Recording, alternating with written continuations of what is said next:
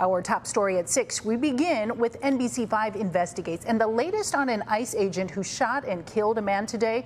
A man they say was attempting to flee from apprehension. Tonight, the Department of Homeland Security says the agent acted appropriately in using deadly force. Investigative reporter Bennett Haeberle looking into the incident and, of course, into the history of deadly force involving federal agents. Ben, but what have you learned? Yeah, Natalie, this shooting today happening as additional ICE enforcement efforts are occurring in Chicago and around the area. The Department of Homeland Security and the federal agent feared for his life and was dragged by a person in a vehicle while they were attempting to stop him.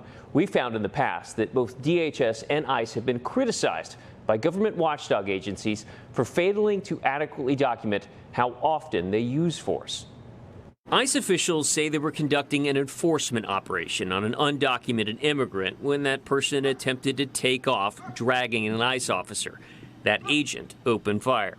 The gray-colored Subaru involved ended up careening into a semi-truck, shutting down a half-mile stretch of Grand Avenue Friday morning. Video obtained by NBC5 from the truck driver shows the immediate aftermath, with agents attending to the man lying on the ground. I had dropped off my daughter to school this morning, and when I came in the house, I heard 2 gunshots. This witness did not want to be identified. And then that's when I checked that there was an officer performing CPR on somebody that was on the ground. And then as they were performing CPR, he yelled out, "Call 911." So then that's when I called 911. The person of interest, later identified as Silviero Villegas Gonzalez, was pronounced dead at the hospital. In a statement, a DHS spokeswoman said that ICE agent sustained multiple injuries and that he followed his training, used appropriate force, and properly enforced the law. The statement went on to say that viral social media videos and activists encouraging undocumented immigrants to resist law enforcement not only spreads misinformation, but undermines public safety. ICE said that Villegas Gonzalez refused to follow instructions, was undocumented, and had a history of reckless driving. But NBC5 investigates a review of court records in 12 counties in the Chicago area, plus all of those in Wisconsin and Indiana, found no criminal cases. We did find 4 separate traffic cases in which he pleaded guilty to 1 or more traffic violations, but those all occurred between 12 to 17 years ago. An investigation by The Trace, a nonprofit newsroom, found that ICE agents have been responsible for at least 59 shootings between 2015 and 2021.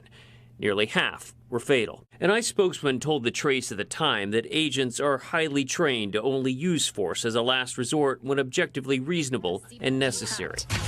One of the more recent shooting incidents happened in San Bernardino, California this summer. When the driver of this pickup refused to stop for federal agents, they opened fire. ICE said he tried to run over officers. The man told our sister station in Los Angeles that he feared for his family's safety.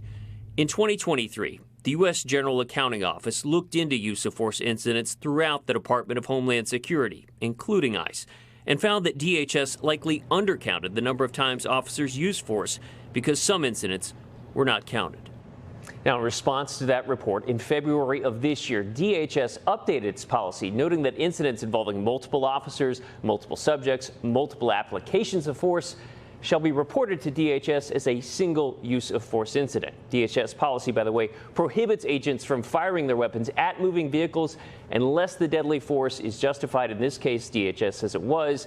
Moments ago, our colleagues at Telemundo spoke to the driver's girlfriend, who said that he has 2 children, and she was clearly upset by what transpired today out there in Franklin Park. Extremely tense. Okay, thank you for following all of that. Appreciate it, Bennett.